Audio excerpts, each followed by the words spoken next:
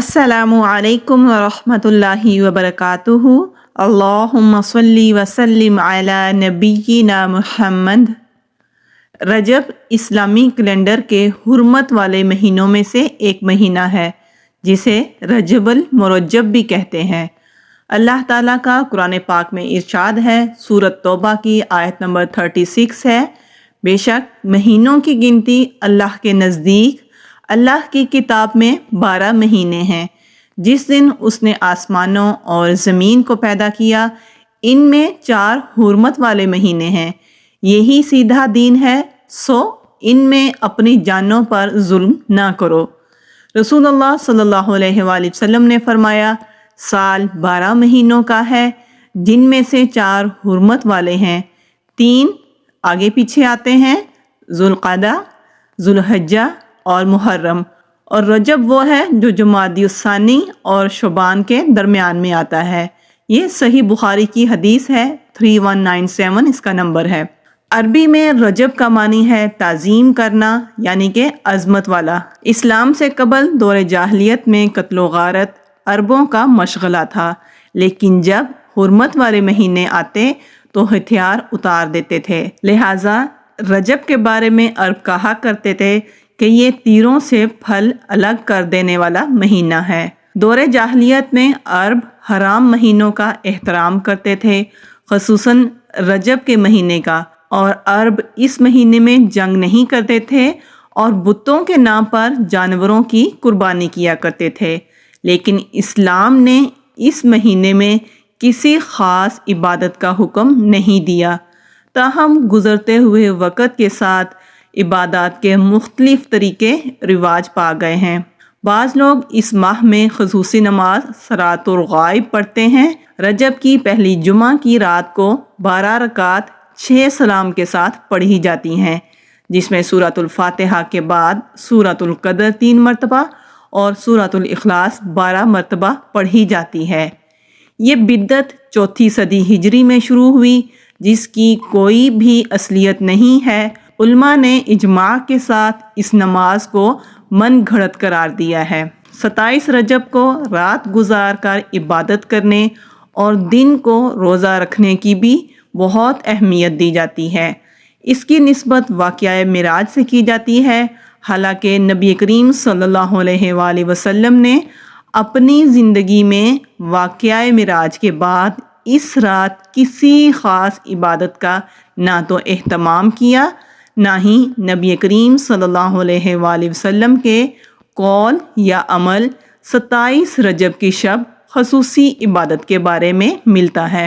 آپ صلی اللہ علیہ وآلہ وسلم کے جانثار صحابہ کرام علیہم اجمعین یا ازواج مطہرات رضی اللہ تعالی عنہن میں سے بھی کسی نے بھی اس کا اہتمام نہیں کیا، لہٰذا ایسے طریقوں اور کاموں سے بچنے کی بہت ضرورت ہے جو کہ دین کے نام پر نبی کریم صلی اللہ علیہ وآلہ وسلم کے بعد ایجاد کر لیے گئے ہوں۔ بعض لوگ اس مہینے میں خصوصی روزوں کا اہتمام کرتے ہیں۔ صحیح روایت سے پتہ چلتا ہے کہ آپ صلی اللہ علیہ وآلہ وسلم نے کبھی مسلسل 3 مہینے رجب، شعبان اور رمضان میں روزے نہیں رکھے، نہ ہی اس کی تاکید کی۔ بعض لوگ 27 رجب کا روزہ رکھتے ہیں اور اس روزے کو عام دنوں کے روزوں سے افضل سمجھتے ہیں۔ بہت ساری احادیث سے نبی کریم صلی اللہ علیہ وآلہ وسلم کا مخصوص دنوں یا تاریخوں میں نفلی روزوں کا اہتمام کرنا ثابت ہے، جیسا کہ ایام بیض میں ہر قمری مہینے کی 13، 14، 15 تاریخ کا روزہ، یا مہینے کا پہلا سوموار اور پہلی 2 جمعرات کو، ذوالحجہ کے ابتدائی عشرے میں 9ویں اور 10ویں محرم کو، یا پھر کثرت سے ماہ شعبان میں۔ ان تمام روزوں کے بارے میں ہمیں صحیح اور مستند احادیث ملتی ہیں، لیکن 27 رجب کے روزے کے بارے میں کوئی بھی روایت نہیں ملتی۔ لہٰذا اگر کوئی خصوصی طور پر اس دن کا روزہ رکھتا ہو تو اس کا روزہ تو ہو سکتا ہے، مگر یہ عمل مسنون نہیں ہوگا بلکہ بدعت شمار ہوگا۔ قرآن کریم میں اللہ تعالیٰ نے ارشاد فرمایا ہے، سورۃ الحجرات کی آیت نمبر 1 ہے، اے لوگوں جو ایمان لائے ہو، تم اللہ اور اس کے رسول سے آگے نہ بڑھو۔ حضرت عمر رضی اللہ تعالیٰ عنہ اس مہینے میں نہ صرف یہ کہ روزہ رکھنے سے منع کیا کرتے تھے، بلکہ لوگوں کے ہاتھوں پر ہاتھ مار کر مجبور کرتے کہ وہ روزہ توڑ دیں، کیونکہ ماہ رجب کی تعظیم اور اس مہینے میں روزہ رکھنا دور جاہلیت کی رسم تھی۔ البتہ اگر کوئی شخص بطور عادت، جیسا کہ ہمیشہ سے وہ ہر مہینے کی 13، 14 یا پھر 15 تاریخ کو یا پھر پیر اور جمعرات کا روزہ رکھتا آ رہا ہو، تو وہ اس مہینے میں بھی روزہ رکھ سکتا ہے۔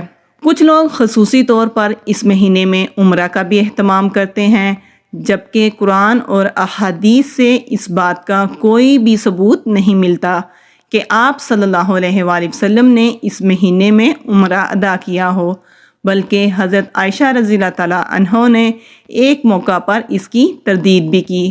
حضرت عروہ بن زبیر رضی اللہ تعالیٰ عنہ روایت کرتے ہیں کہ میں نے حضرت عائشہ رضی اللہ تعالیٰ عنہ سے اس کے بارے میں پوچھا تو آپ رضی اللہ تعالیٰ عنہ نے کہا، رسول اللہ صلی اللہ علیہ وآلہ وسلم نے رجب میں عمرہ ادا نہیں کیا۔ 22 رجب کو کنڈے بھرنا بطور رسم رواج پا چکا ہے۔ اس رسم میں کسی منت کے پورا ہونے پر حلوہ پوری اور کھیر وغیرہ پکائی جاتی ہے۔ تاریخ کے مطالعہ سے یہ بات سامنے آتی ہے کہ اس رسم کی ابتدا 1906 میں امیر مینائی کے خاندان سے ہوئی، جو ہندوستان کے شہر لکھنؤ سے تعلق رکھتا تھا۔ اس رسم کا مقصد امام جعفر رحمہ اللہ کی روح کو ایصال ثواب پہنچانا تھا، حالانکہ اس بات کا تعین نہیں ہو سکا کہ مذکورہ امام کی پیدائش یا وفات ماہ رجب میں ہی ہوئی تھی۔ اسلام میں کسی بھی برگزیدہ شخصیت کی پیدائش کے دن خوشی منانے یا خصوصی صدقہ و خیرات کی کوئی گنجائش نہیں ہے۔ علاوہ ازیں کنڈوں کا ذکر نہ تو قرآن و سنت میں ہے، نہ ہی صحابہ اکرام علیہم اجمعین نے اس طرح کا کوئی کام کیا، نہ تابعین نے اور نہ ہی تبع تابعین کے زمانے میں اس کا کوئی ثبوت ملتا ہے۔ اس لیے کنڈوں کی رسم بھی ایک بدعت ہے، ہمیں اس بدعت کو بھی ختم کرنا ہوگا۔ اس مہینے میں کچھ لوگ قربانی کرتے ہیں، جو کہ دور جاہلیت کی رسم ہے۔ دور جاہلیت میں عرب اس مہینے میں بکری کی قربانی کیا کرتے تھے۔ ہمارے ذہنوں میں یہ واضح ہونا چاہیے کہ اصل دین کیا ہے۔ اصل دین وہ ہے جو کہ اللہ تعالیٰ نے حضرت محمد صلی اللہ علیہ وآلہ وسلم کے ذریعے ہم تک پہنچا دیا۔ گویا کہ دین اللہ تعالیٰ کی اطاعت اور فرما برداری، اس کے احکامات کے آگے سر تسلیم خم کرنے اور محمد صلی اللہ علیہ وآلہ وسلم کی سنت پر عمل کرنے کا نام ہے۔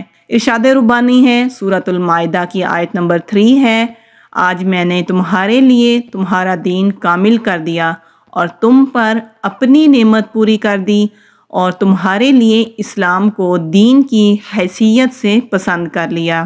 کوئی بھی ایسا کام جو رسول اللہ صلی اللہ علیہ وآلہ وسلم نے نہ کیا اور نہ ہی اس کے کرنے کا حکم دیا اور نہ ہی صحابہ اکرام علیہم اجمعین نے کیا، اسے دین کا حصہ سمجھتے ہوئے ادا کرنا، پھر اس پر اجر و ثواب کی توقع رکھنا بدعت ہے۔ نبی کریم صلی اللہ علیہ وآلہ وسلم کا ارشاد ہے، سنن نسائی کی حدیث ہے، 1579 حدیث کا نمبر ہے، بے شک ہر نئی بات بدعت ہے اور ہر بدعت گمراہی ہے اور ہر گمراہی آگ میں لے جانے والی ہے۔ بدعتی کے بارے میں رسول اللہ صلی اللہ علیہ وآلہ وسلم کا ارشاد مبارک ہے، بے شک اللہ تعالیٰ ہر بدعتی سے توبہ روک لیتا ہے جب تک کہ وہ اپنی بدعت کو ترک نہیں کر دیتا۔ نبی کریم صلی اللہ علیہ وآلہ وسلم نے فرمایا، میں اپنے حوض پر تم سے پہلے ہی موجود رہوں گا اور تم میں سے کچھ لوگ میرے سامنے لائے جائیں گے، پھر انہیں میرے سامنے سے ہٹا دیا جائے گا، تو میں کہوں گا، اے میرے رب، یہ میرے ساتھی ہیں، لیکن مجھ سے کہا جائے گا کہ آپ نہیں جانتے انہوں نے آپ کے بعد کیا کیا نئی چیزیں ایجاد کر لی تھیں۔ یہ صحیح بخاری کی حدیث ہے، 6576 حدیث کا نمبر ہے۔ لہٰذا ایسے تمام طریقوں اور کاموں سے بچنے کی ضرورت ہے جو دین کے نام پر آپ صلی اللہ علیہ وآلہ وسلم کے بعد ایجاد کر لیے گئے ہوں، کیونکہ رسول اللہ صلی اللہ علیہ وآلہ وسلم نے فرمایا جس نے ہمارے اس دین میں کوئی ایسی چیز ایجاد کی جو اس میں نہ ہو تو وہ مردود ہے۔ یہ صحیح بخاری کی حدیث ہے، 2697 حدیث کا نمبر ہے۔ حرمت والے مہینوں میں رجب عظیم مہینہ ہے، لیکن اس کے لیے کوئی خاص دعا، نہ ہی کوئی خاص نماز، نہ ہی کوئی خاص روزہ، نہ کوئی خاص عمرہ اور نہ ہی کوئی خاص عبادت حدیث سے ثابت نہیں ہے۔ اور یہ حدیث بھی کہ اے اللہ ہمارے لیے برکت دے رجب اور شعبان میں اور ہمیں رمضان تک پہنچا دے، یہ بھی ضعیف حدیث ہے اور نہ ہی یہ حدیث نبی کریم صلی اللہ علیہ وآلہ وسلم سے ثابت ہے۔ رجب حرمتوں والا مہینہ ہے۔ اس مہینے میں لڑائی جھگڑے، فتنہ فساد، بدعات اور گناہوں سے خود کو بچانا ہے اور نیکیوں میں سبقت حاصل کرنی ہے۔ یاد رہے ہم ایک حرمت والے مہینے رجب المرجب میں داخل ہو چکے ہیں۔ حرمت والے مہینوں میں گناہ کرنا بھی عظیم ہے اور ان میں کی جانے والی نیکیاں بھی عظیم ہیں، لہٰذا جائزہ لیتے رہیے گا کہ ہم نے اس ماہ حرام میں کون کون سی نیکیاں کیسے کیسے کرنی ہیں اور کن کن گناہوں کا بوجھ لادنے سے کیسے بچنا ہے۔ اللہ تعالیٰ سے دعا کرتے ہیں کہ اللہ تعالیٰ ہمیں ان تمام بدعات سے اور ان تمام لوگوں کی من گھڑت باتوں سے اور وظائف سے محفوظ رکھے اور اللہ تعالیٰ ہمیں اپنی حفظ و امان میں رکھے اور اللہ تعالیٰ ہمیں ان مہینوں میں نیکیوں میں سبقت لے جانے والا بنائے۔ آمین۔ السلام علیکم ورحمۃ اللہ وبرکاتہ۔